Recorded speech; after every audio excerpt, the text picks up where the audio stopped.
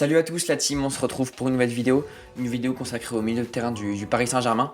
Pourquoi j'ai fait cette vidéo? Parce que je me suis dit, je voulais faire une vidéo sur le Paris Saint-Germain en entier, mais je me suis dit non, vas-y, fais étape par étape. Donc là j'ai commencé par les joueurs et notamment le mercato estival au milieu de terrain, parce que c'est dans ce domaine pour moi qui a le plus gros travail à faire, en tout cas du point de vue sportif. Et je me suis dit que faire une vidéo sur la totalité du Paris Saint-Germain, ça n'aurait aucun sens si c'est pour faire une vidéo d'une demi-heure.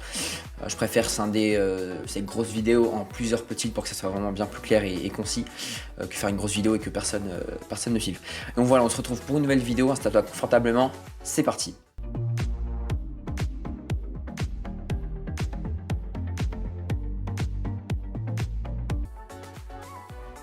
Donc ce que je vous propose tout d'abord, c'est de revenir sur la situation du Paris Saint-Germain actuellement.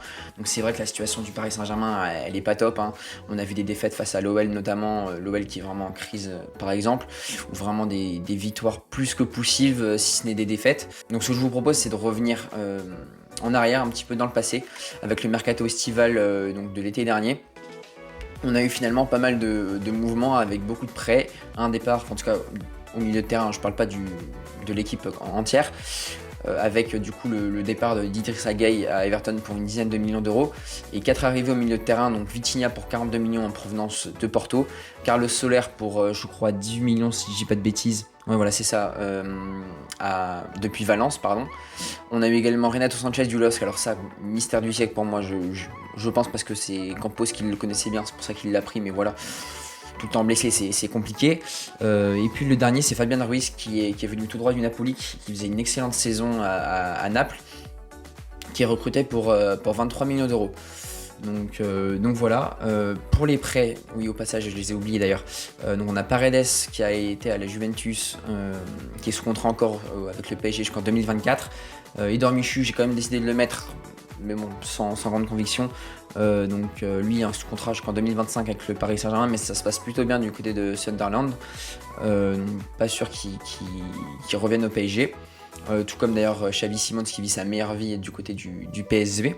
Et enfin Wijnaldum qui est parti du côté de l'AS Roma, où ça se passe pas hyper bien non plus, tout comme Paredes d'ailleurs qui s'est un peu clashé avec le staff de la Juventus.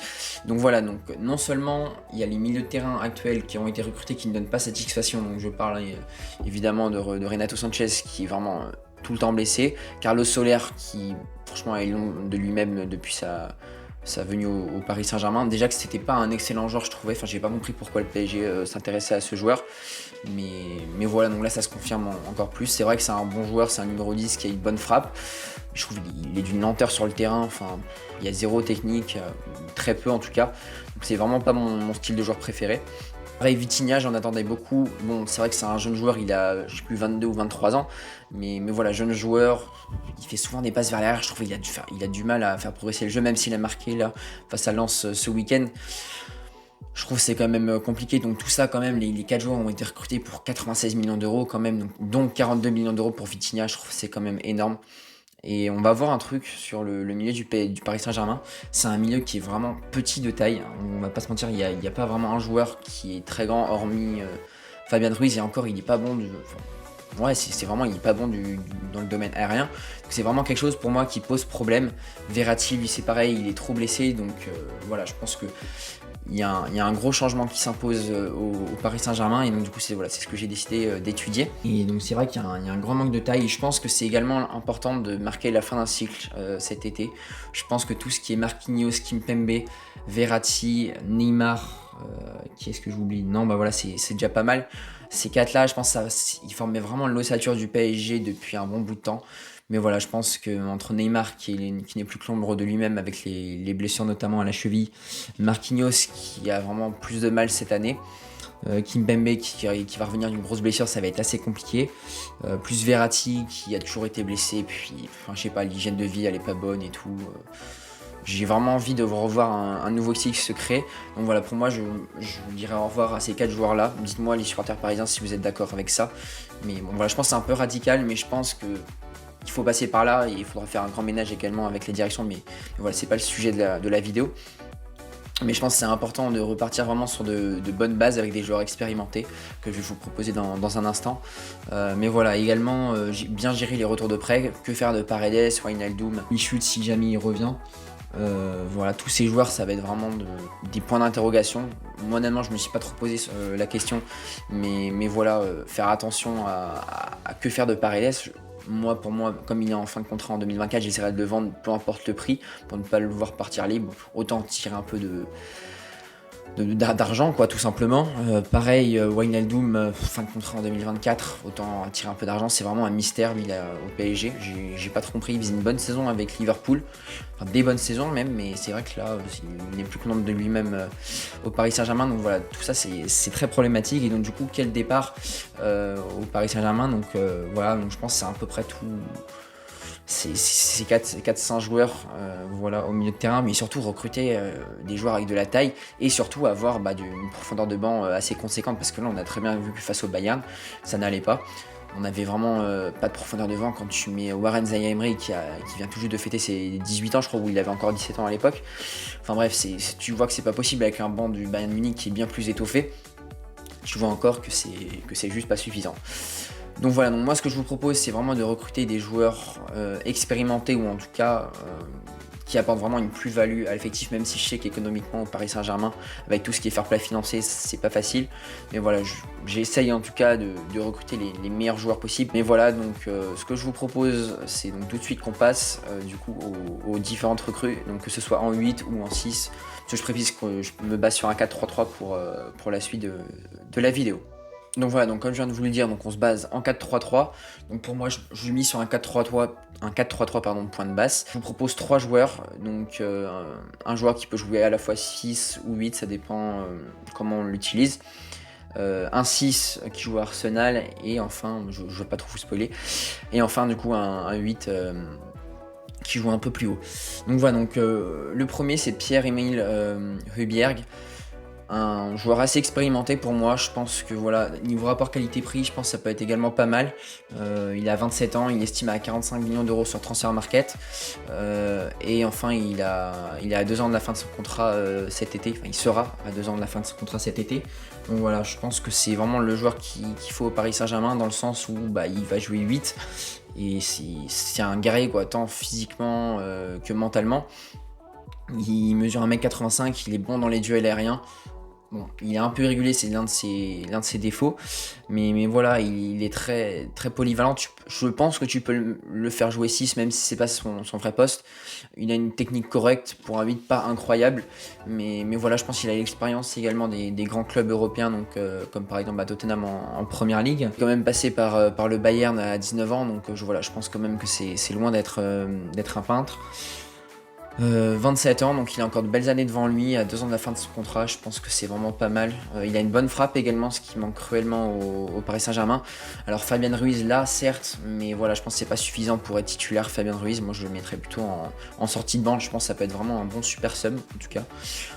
Voilà. Mais voilà, donc 27 ans, encore de belles années devant lui du coup. Puis c'est surtout un guerrier. Bon, après malheureusement ses points faibles, voilà, c'est peut-être son irrégularité du côté de Tottenham, mais puis surtout sa vitesse. Voilà, je pense que va bien falloir mettre un bon milieu défensif si jamais il n'est pas très rapide, en tout cas notre ami Højbjerg. Et l'avantage c'est qu'il est dano-français, donc franco-danois, ça dépend comment on le tourne. Mais voilà, donc il parle français, donc pour l'adaptation dans le vestiaire, c'est juste une superbe idée. Donc voilà, très grosse piste pour moi, et en tout cas moi si j'étais directeur sportif du Paris Saint-Germain, je foncerais dessus personnellement. Voilà, mais en plus il connaît les gros clubs et tout, donc c'est super. Après, donc je vais continuer sur les numéros 8, on va dire, avec Bruno Guimaraes. Donc là je peux le mettre en 6 et en 8. Bon, forcément c'est mon petit cœur de Lyonnais qui parle, mais je trouve qu'il fait vraiment une excellente saison du côté de Newcastle. Il est très fort, que ce soit dans la récupération ou dans l'orientation du jeu. Il sait tout faire, honnêtement. Quand il était à Lyon, puis même là à Newcastle, il est excellent partout. Alors certes là il est un peu moins bien en ce moment, mais on est tellement habitué avec Guimaraes à avoir des matchs de haute qualité de sa part. C'est un joueur, il a une vista énorme, une grinta, bon j'en parle pas parce qu'elle est excellente. Le seul problème c'est que c'est vrai qu'il aime bien être avec des Brésiliens, mais je pense que Je suis pas évidemment Newcastle match par match, mais je pense que s'il est bon, c'est que son intégration doit bien se passer.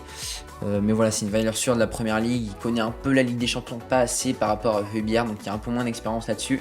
Mais pour moi, son gros avantage, c'est qu'il est polyvalent. Tu peux le faire jouer 6 comme à l'OL, ou un peu plus avancé où il marque plus avec Newcastle, donc numéro 8. Et voilà, pour moi, c'est une valeur sûre. Il connaît la Ligue en plus, du coup, comme il a joué à l'Olympique Lyonnais. Mais voilà, je pense que les joueurs, ça serait plutôt pour les recruter pour gagner la Ligue des Champions, en tout cas pour aller le plus loin en Ligue des Champions. Et puis, c'est un peu un profil similaire à Verratti dans le sens où il est assez technique et il est à l'aise avec le ballon. Je dis pas dans le pressing et tout, il est moins bon que Verratti, ça je dis pas. Et peut-être un peu moins technique, mais voilà, il fait plus de passes qui cassent les lignes. En tout cas, ne me dites pas ce que vous en pensez les Parisiens. Mais voilà, moi c'est en tout cas pour comparer du genre, voilà un peu comment je le vois. Donc fin de contrat en 2026, il a 25 ans et valeur marchande sur Transfer Market 60 millions. C'est vrai que c'est assez élevé, on va pas se mentir. Le prix risque d'être trop élevé pour le PSG, mais voilà, moi j'aimerais bien le voir quand même au PSG. Lui, je sais pas si c'est la meilleure solution, sachant que le PSG est pas super bien géré. Je le verrais plutôt en Espagne, peut-être du côté du Real ou peut-être de Barcelone. Je pense que c'est pourrait être vraiment un super coup pour les deux clubs. Enfin bon, là n'est pas le sujet. Et on va passer maintenant à notre numéro 6, on va dire. Le seul vrai numéro 6 entre guillemets que je considère, parce que Guimarães je le considère quand même un peu plus comme un 8. Je parle de Thomas Partey. Thomas Partey, il a l'avantage de connaître super bien le haut niveau entre l'Atlético et les Arsenal. Il connaît super bien le haut niveau. Les compétitions européennes, très bien évidemment. C'est une valeur sûre de première ligne, donc ça je pense niveau régularité c'est top. Ouais, très régulier du coup, 1m85, donc comme Højbjerg, très solide physiquement. Il est à l'aise quand même pour un numéro 6 avec le ballon, je trouve. Donc bonne mentalité, une régularité très bonne également. Et l'avantage que Thomas Partey, que Højbjerg n'a pas, c'est qu'il est très rapide. Donc ça, je pense que c'est pas mal pour couvrir les arrières du Paris Saint-Germain. Donc voilà, je pense également, comme les trois joueurs, il est international. Voilà, donc il joue pour son pays. 29 ans, donc c'est vrai peut-être un poil vieux, mais à la fois expérimenté, ce qui est pas mal pour encadrer peut-être Vitinha notamment, ou les jeunes comme Warren Zaïre Emery. Mais voilà, je pense que ça peut être vraiment une très bonne recrue pour le Paris Saint-Germain. Après, à voir si lui veut venir, parce que là, Arsenal joue le titre, donc je suis pas sûr qu'il veuille partir d'Arsenal, surtout quand on voit les galères d'Arsenal qui sont dans le passé.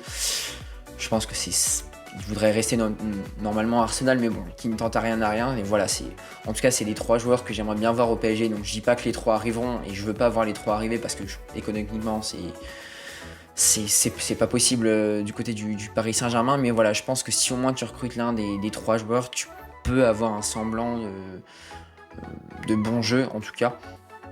Voilà, je pense que, bon, évidemment, moi j'aimerais bien voir quand même Guimarães du côté du Paris Saint-Germain pour voir ce qu'il est capable de faire. Mais voilà, Højbjerg, ça me plairait aussi, et évidemment que ça me plairait. Donc voilà, on approche déjà la fin de cette vidéo, donc si tu l'as aimé, comme d'habitude, n'hésite pas à mettre un petit like, à commenter et tout ça. Voilà, on se retrouve très prochainement pour de nouvelles aventures. À la prochaine, ciao!